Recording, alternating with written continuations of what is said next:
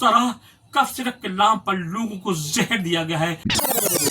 तो आप देख रहे हैं तालिब एक्सप्रेस न्यूज, मैं हूं तालिब हुसैन। खबर बहुत दुखदाई है। खबर ऐसी है जिसको दिखाकर पब्लिसिटी हासिल का हमारा मकसद नहीं है, बल्कि हमारा मकसद है आपको जागरूक करना। बच्चा किसी के घर का हो, वो सिर्फ एक परिवार का नहीं, एक समाज का नहीं, बल्कि देश का भविष्य होता है, देश का चिराग होता है। लेकिन जब ये बच्चे बिना मौत के मारे जाते हैं तो यकीनन ये बहुत दुखदाई होता है। इन दिनों मध्य प्रदेश में कोल्ड सिरप के नाम पर बच्चों की जो जान गई है वो काफी दुखदाई है। अब तक 16 बच्चे कफ सिरप यानी खांसी के सिरप को पीने से जिंदगी की जंग हार चुके हैं। 16 बच्चे, कोई मामूली नहीं, मतलब 16 परिवारों पर जो कहर टूटा है उसका दर्द सिर्फ और सिर्फ वही कर सकते हैं। आखिर क्या है इस सिरप में, हमने ये जानने की कोशिश की है।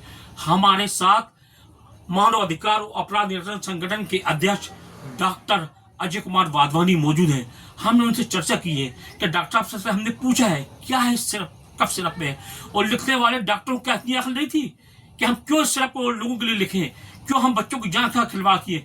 आइए चर्चा करते हैं डॉक्टर वाधवानी जी के साथ, पूछते हैं क्या है इस पूरे मामले की सच्चाई, किस तरह कफ सिरप के नाम पर लोगों को जहर दिया गया है, बच्चों को बेमौत मारने के लिए, तड़प कर मारने के लिए मजबूर किया गया है। डॉक्टर वाधवानी साहब हमारे हाजिर हैं, वो बताएंगे इस पूरे मामले की सच्चाई।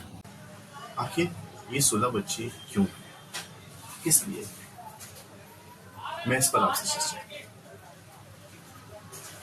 हम ये देखते हैं जब भी कोई दवाइयां बनाई जाती हैं तो सरकारी मापदंडों के अनुसार, वैज्ञानिकों के निर्धारित मापदंडों के अनुसार उस दवाई का विक्रय बताएंगे। हम देखते हैं डाइथिन ग्लाइकोनेट जो था उसकी जो मात्रा थी 48.1% थी, जो सामान्य मात्रा होती है वो 0.01% होती है। उससे तकरीबन 500 गुना ज्यादा, 50 में 500 गुना।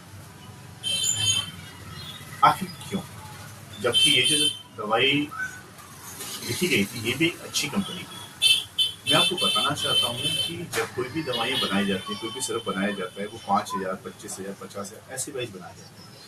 जब वो बैच बनाए जाते हैं तो उसमें एक क्वालिटी कंट्रोल सर्टिफिकेट के लिए वो एक बॉटल भेजी जाती है या कुछ बोतलें भेजी जाती है ताकि उनमें क्वालिटी कंट्रोल सर्टिफिकेट बनकर आए, ताकि उसकी गुणवत्ता वो किसी की शरीर को नुकसान करेगी या नहीं करेगी वो निर्धारित होता है।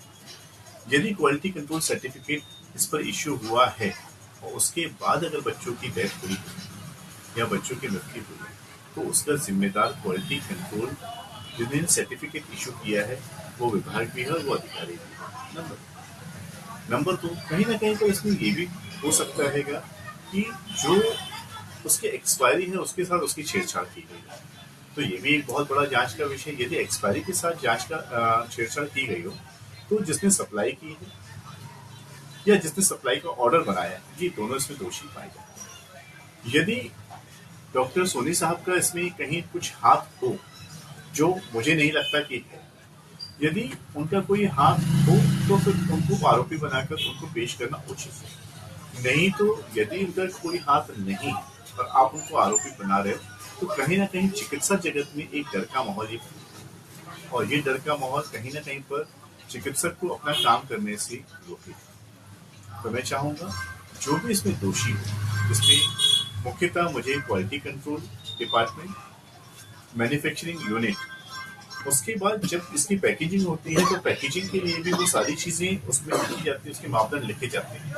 तो कोई भी जहाँ पर इसका उत्पादन किया जाता है, मैन्युफैक्चरिंग की जाती है, बनाई जाती है, तो मैन्युफैक्चरिंग वाले को पता होता है कि हमें मानक के अनुसार, तो सरकारी जो मापदंड होते हैं उसी के अनुसार ही उस दवाई को बनाना है। यदि ऐसा हुआ है और उसमें ज्यादा मात्रा पाई गई है जो कि बच्चों के लिए जहरीली है, तो उस फैक्ट्री के मालिक, उस फैक्ट्री के साइंटिस्ट भी इसमें बराबर के दोषी। मैं ये चाहूंगा जो बच्चे गए हैं हम उनको तो वापस नहीं ला सकते, लेकिन भविष्य में जो भी बैच, एक बैच का मतलब होता है 5,000, 25,000, 50,000 और 1 लाख बोतलें या 10 लाख बोतलें जो हमारे देश में किसी भी प्रदेश में या शहर में आती है, तो क्वालिटी कंट्रोल सर्टिफिकेट को बिना देखे कोई भी केमिस्ट, क्योंकि केमिस्ट क्या होता है, सुपर स्टॉकिस्ट क्या करता है, स्टॉकिस्ट में देता है, स्टॉकिस्ट फिर क्या करता है, दवा को देता है, दवा दुकानदार फिर उसको बेच देंगे। तो जो सुपर स्टॉकिस्ट होता है वो पूरे देश में गिने चुने होते हैं, 100-200 बस। तो 200 जो सुपर स्टॉकिस्ट है वो बिना किसी दवाई के क्वालिटी कंट्रोल सर्टिफिकेट देखे वो किसी भी दवाई का परचेज मतलब ना उसको लें ना उसका विक्रय। ये मेरा निवेदन है। मैं चाहता हूँ भविष्य में किसी बच्चे के साथ दुर्घटना ना हो और मैं उनको अपनी तरफ से श्रद्धांजलि दूं। कहता है पूरे मामले में जो सबसे ज्यादा होते हैं बच्चों की छिंदवाड़े में हुई है और डॉक्टर परवीन सोनी ने लिखा था जो इस बार जुडिशल कस्टडी में है और आईएमए ने उनकी गिरफ्तारी का विरोध किया है। तो क्या आपको लगता है कि परवीन सोनी इस पूरे मामले में निर्दोष है, बेकसूर है? प्रवीण सोनी जी, अगर आपने मेरी बात अच्छे से सुनी तो मैंने आपसे क्या कहा, प्रवीण सोनी जी एक प्रेस्क्राइबर है, एक डॉक्टर है। वो किसी दवा को लिख सकते हैं, बना नहीं सकते। जब वो बना नहीं सकते और दवाई खाने से अगर मौत हुई तो बनाने वाला दोषी है। तो इसमें प्रवीण सोनी जी का तो कहीं दूर दूर तक कोई नामो निशान नहीं है। और आईएमए क्या, मुझे तो लगता है कि हर एक बच्चे को, हर एक बूढ़े को, हर एक व्यक्ति को डॉक्टर के सपोर्ट में खड़ा होना चाहिए। यदि किसी को मेरी बात बुरी लगती है तो वो मुझे खुद बनाए। जिस चीज को हम बना नहीं सकते, आज मान के चलिए एक पैकिंग का रसगुल्ला आपने खाया और अगर आपको उसमें परेशानी हुई तो आप कंपनी को ब्लेम करोगे या बेचने वाले को? सीधी बात है, जो मैन्युफैक्चर उसको बनाता है आप उसको कर सकते हो, जो सर्टिफिकेट उसको क्वालिटी कंट्रोल का दे रहे हैं उस पर आप एफआईआर दर्ज करें। और एफआईआर क्या आपको बहुत बारीकी से उस पर लेना चाहिए ताकि भविष्य में ऐसी घटना पूरी दुनिया में नहीं हो। मतलब सबसे महत्वपूर्ण सवाल ये है कि जब कोल्ड ड्रिंक में जहर मिला, हम जहर ही कहेंगे जिस तरह बच्चों की जान गई, तो क्यों अभी तक इतने राज्य अब जैसे कि बैन लगा रहा है, कभी तमिलनाडु बैन लगा रहा, छत्तीसगढ़ बैन लगा रहा, मध्य प्रदेश बैन लगा रहा, अभी तक कहाँ थे ये सब लोग? क्या कर रही थी सरकार? मैंने अभी आपसे एक चीज कही कि जब कोई भी सिरप बनता है तो सिरप जब बनता है ना तो उसका जो मानक होता है, उसमें जो मात्रा होती है वो जो होता है हमारी एक निर्धारित मात्रा होती है जिसे हमारे साइंटिस्ट जो होता है वो निर्धारित करते हैं। अगर उसमें किसी भी चीज की मात्रा अत्यधिक है तो इसमें सारी गलती एक बनाने वाले की, जिसे अपन मैन्युफैक्चर कहते हैं, जिस प्लांट में बना मैन्युफैक्चर में दोषी है। उसके बाद जिसने उसको क्वालिटी कंट्रोल का सर्टिफिकेट दिया, क्योंकि जिस कंपनी की दवाई बता रहे हैं वो भी बहुत पुरानी कंपनी है और कोई भी पुरानी कंपनियां जो होती है बिना क्वालिटी कंट्रोल सर्टिफिकेट के काम नहीं करती। नई कंपनियां भी बिना क्वालिटी कंट्रोल सर्टिफिकेट के काम नहीं करती। तो जब ऐसा है तो मुख्य दोषियों से ध्यान भटकाने की कोशिश है। मुख्य जो दोषी है उनको आरोपी बनाकर आगे बढ़ना चाहिए ताकि भविष्य में, क्योंकि ये तो केवल एक बिल फाड़ना हुआ कि हम डॉक्टर के नाम पे फाड़ना, ये नहीं। जो इसमें दोषी है आप वहां तक आइए। ये क्या मामले को भटकाने की कोशिश है एक उत्पादक को, उत्पादक कंपनी को। उसके अलावा जिसने क्वालिटी कंट्रोल सर्टिफिकेट दिया है उस पर कार्रवाई होनी चाहिए। उसके बाद ही पूरी प्रमाणिकता आएगी कि देश में और कहाँ कहाँ ऐसी चीजें हुई। तब भी आपको मालूम होगा प्रशासन जिस तरह से कार्रवाई कर रहा है तो दूसरी कंपनी के भी जो सिरप इनको भी जब्त किए जा रहे हैं, ये क्या है मामला? भाई जहाँ पर मात्रा गलत पाई जाएगी उन सबको जब्त किया जाएगा। प्रशासन अपनी जगह बिल्कुल सही कर रहा है, पर मैं ही चाहता हूँ कि ऊपरी दिखावा न करके बिल्कुल मुख्य जो जड़ है वहाँ पर आया जाए। जिसने क्वालिटी कंट्रोल सर्टिफिकेट दिया है, जिस जगह ये दवाई बनी हुई, आप सीधा वहाँ पर कार्रवाई करो और कार्रवाई भी ऐसी करो कि उन व्यक्तियों को बेचकर जो 16 बच्चों की गई है उनको इतना मुआवजा उनको मिलना चाहिए ताकि काल जीवन ये भी एक इतिहास बन जाए कि हमारी सरकार ने बहुत एक बड़ा इस पर कार्रवाई की।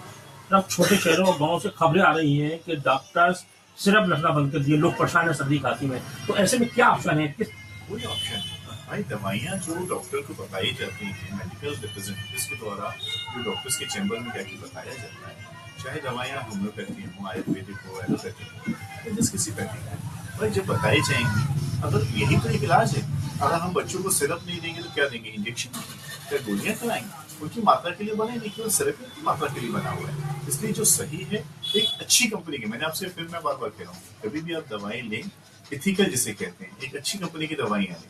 अक्सर हम देखते हैं कि लोग सस्ते के चक्कर में बहुत गुणवत्ता कम वाली दवाइयाँ खाते हैं, आखिर चल के वो नुकसान करते हैं। ये वही सवाल है जो मैं हमेशा कहता हूँ कि आखिर ब्रांड क्यों? अगर हमें दवाई चाहिए तो हम एक अच्छी ब्रांडेड कंपनी की दवाइयाँ क्यों ना खाएं? जबकि मैं आपको बता दूं ब्रांडेड दवाइयाँ सस्ती नहीं होती। ये थे मानव अधिकार और अपराध नियंत्रण संगठन के अध्यक्ष डॉक्टर अजय कुमार वाधवानी, जो बता रहे थे कि इस पूरे मामले में डॉक्टर परवीन सोनी कहीं से गुनहगार नहीं है। जाहिर है डॉक्टर वाधवानी ने चर्चा के दौरान ये बताने की कोशिश की है कि कोल्ड ड्रिंक सिरप को लेकर जो विवाद उठा है उसमें बहुत बड़ी भूमिका क्वालिटी कंट्रोल सर्टिफिकेट की है। ये प्रमाण पत्र जो लोग देते हैं उनको भी इस पूरी जांच में कटघरे में लेना चाहिए, तब कहीं जाकर असली गुनहगार सामने आ सकेंगे। कैमरा पर्सन मोहम्मद अनस आलम और मोहम्मद मुजम्मिल हुसैन के साथ तालिब हुसैन, तालिब एक्सप्रेस न्यूज, जबलपुर।